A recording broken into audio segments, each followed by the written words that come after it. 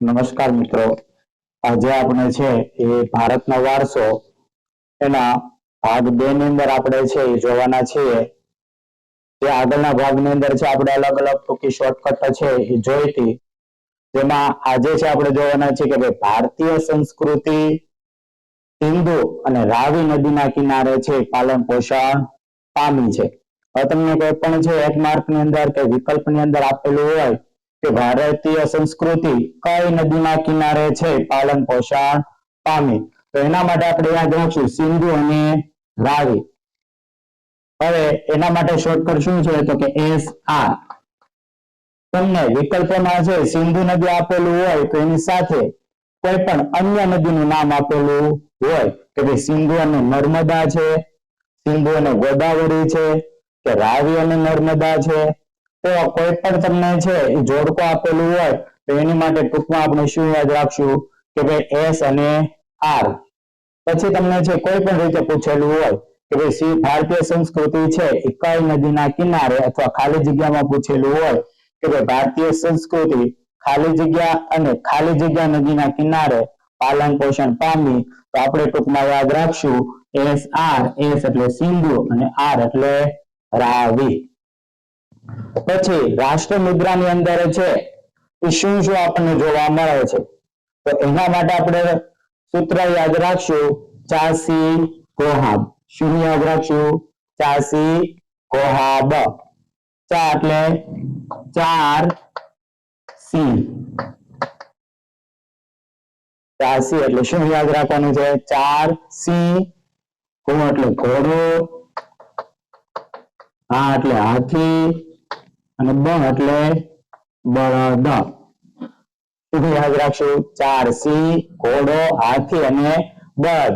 મોટા ભાગના ખબર હોય કે ભાઈ 3 સિંહ આપણે એની અંદર દ્રશ્યમાન છે, ચોથો સિંહ આપણને દેખાતો નથી. પછી આપણે જોયું હોય તો ઘોડો જોયો હોય અથવા હાથી જોયું હોય તો એની અંદર છે આપણે ક્યાં ક્યાં નીચેનામાંથી છે એ રાષ્ટ્ર મુદ્રાની અંદર કયું પ્રાણી જોવા મળતું નથી, તો આમાંથી ત્રણ કોઈ પણ આપેલું હોય ને બીજું ચોથું એડ કરી દીધું હોય કે ભાઈ ગાય, અથવા નીચેનામાંથી છે કયું પ્રાણી આપણને રાષ્ટ્ર મુદ્રાની અંદર જોવા મળે છે તેમાં તમને અલગ અલગ પ્રાણીઓ આપેલા હોય તો તમે સૂત્ર યાદ રાખેલું હોય કે ભાઈ ચાસી કોહાબ, તો આપણે સરળતાપૂર્વક યાદ રહી જાય કે 4 સિંહ, ઘોડો, હાથી અને બળદ. પછીનું જે ભારતીય જે પુરાતત્વીય સ્થળો છે કઈ જગ્યાએથી આપણને અવશેષો પ્રાપ્ત થયા, તો એના માટે આપણે સૂત્ર શું યાદ રાખશું કે ભાઈ રારોશ્રી કદો સુર ધોલો. શું યાદ રાખશું? રારોશ્રી કદો સુર ધોલો. હવે રા એટલે રાજકોટ, તો રાજકોટ ને અંદરથી છે આપણે 2 સ્થળોથી અવશેષો પ્રાપ્ત થયા. કયું? તો પેલું એની અંદર રોજડી અને બીજું શ્રીનાથગઢ. રારોશ્રી, રાજકોટ, રોજડી અને શ્રીનાથગઢ. પછી ક એટલે કચ્છ, તો કચ્છમાંથી ક્યાં? તો કે ધોળાવીરા. કચ્છના જે ધોળાવીરાથી છે આપણને અવશેષો પ્રાપ્ત થયા. પછી શું એટલે સુરેન્દ્રનગર. સુરેન્દ્રનગર નું કયું? તો કે રંગપુર. અને તો એટલે ધોળકા, એમાં કયું યાદ રાખવાનું છે? લોથલ.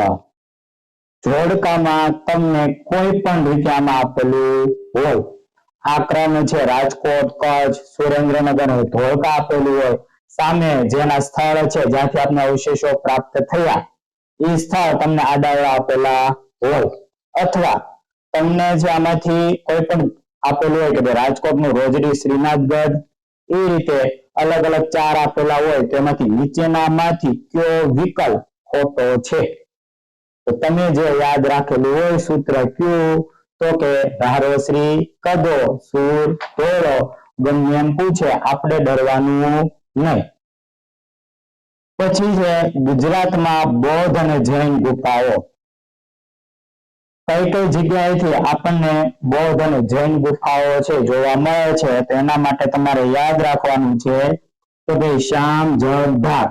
જગ ખુલ્લો છે એને કહેવાનું કે ભાઈ શ્યામ જગ ઢાક. ઝૂકો તાવ આવે તો ખત લખજે. શું કહેવાનું છે કે ભાઈ તને ઝૂકો તાવ આવે તો તું મને ખત લખજે. તો એમાં આપણે યાદ રાખવાનું છે શ્યામ એટલે શામળાજી. યાદ રાખવાનું છે શ્યામ એટલે શામળાજી. જગ એટલે ઝઘડિયા. ઢાકનું ઢાક એમ જ છે. પછી જુ એટલે જુનાગઢ. કો એટલે કોટેશ્વર. તા એટલે તારંગા. વ એટલે વડનગર. ખ એટલે ખંભાળીડા. અને ક એટલે તળાજા. આ તમારે એની અંદર આપણે સૂત્રમાં ભળી જાય આવે તો લખજે. એમાંથી કોઈ પણ છે નહીં. શ્યામ જગ ઢાક. ઝૂકો તાવ આવે તો તું મને ખત લખજે. શ્યામ એટલે શામળાજી. જગ એટલે ઝઘડિયા. ઢાક. જુ એટલે જુનાગઢ. કો એટલે કોટેશ્વર. તા એટલે તારંગા.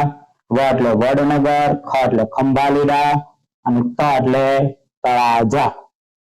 પછી છે કે ભારત ભૂમિ અને તેના લોકો. અલગ અલગ પ્રજાઓ છે ભારતની અંદર આવી, આપણે એને યાદ રાખવાની છે. તો એના માટે આપણે યાદ રાખવાનું છે હું કે હબસીની, દ્રવિડ, અન્ય, આર્યો. શું યાદ રાખશું? હબસીની, દ્રવિડ, અન્ય, આર્યો.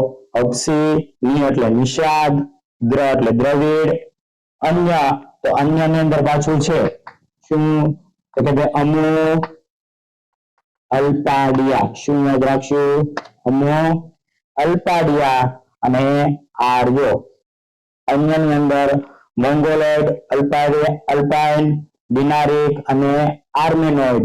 એની ઉપર આપણે સ્પેશિયલ અલગથી આગળ આખો વિડીયો જોઈશું કે હબસી, નિષાદ, દ્રવિડ એનો આપણે તફાવત પાડીને છે સરળતાપૂર્વક યાદ રાખશું. આટલું આપણે ફરીથી એક વખત શોર્ટમાં જોઈ લઈએ કે ભારતીય સંસ્કૃતિ છે કઈ નદીના કિનારે પાલન પોષણ પામી. તો શું યાદ રાખશું? S R. એસ એટલે સિંધુ અને આર એટલે રાવી. પછી રાષ્ટ્ર મુદ્રાની અંદર શું આપણને જોવા મળે છે? તો ચાસી ઘોડા. શું? ચારસી, ઘોડો, હાથી અને બળદ. પુરાતત્વીય સ્થળો કઈ જગ્યાએ આવેલા છે? તો રારો શ્રી કદો, સુર, ધોલો. રાજકોટનું તો કે રોજડી અને શ્રીનાથગઢ. કચ્છનું ધોળાવીરા. સુરેન્દ્રનગરનું રંગપુર અને ધોળકાનું લોથલ. પછી બૌદ્ધ અને જૈન ગુફાઓ આગળના પાઠની અંદર આપણે વ્યવસ્થિત એની વિશે જોઈશું કે જે અલગ અલગ જગ્યાએ ગુફાઓ આવેલી છે. તો અત્યારે આપણે આ પેલા પાઠની અંદર યાદ રાખશું કે કઈ જગ્યાએ બૌદ્ધ અને જૈન ગુફાઓ આવેલી છે. તો શ્યામ જગ ઢાક. ઝૂકો તાવ આવે તો ખત લખજે. શામળાજી, ઝઘડિયા, ઢાક, જુનાગઢ, કોટેશ્વર, તારંગા, વડનગર, ખંભાળીડા અને તળાજા. પછીનું છે ભારત ભૂમિ અને તેના લોકો. તો હબસીની, દ્રવિડ, અન્ય, આર્યો. અન્યની અંદર અમો, અલ્પાડિયા. તો જે મિત્રોને જે આગળનું છે એ પાર્ટ 1 જોવાનો બાકી છે એને ડિસ્ક્રિપ્શન બોક્સની અંદર લિંક આપેલી છે. હજી આના ઉપર આપણે ત્રીજો વિડીયો છે એ બનાવશું કે જેની અંદર ભારત ભૂમિ અને તેના લોકો જે હબસી, દ્રવિડ અને મોંગોલોઇડની છે એક અલગથી તફાવત જોઈશું.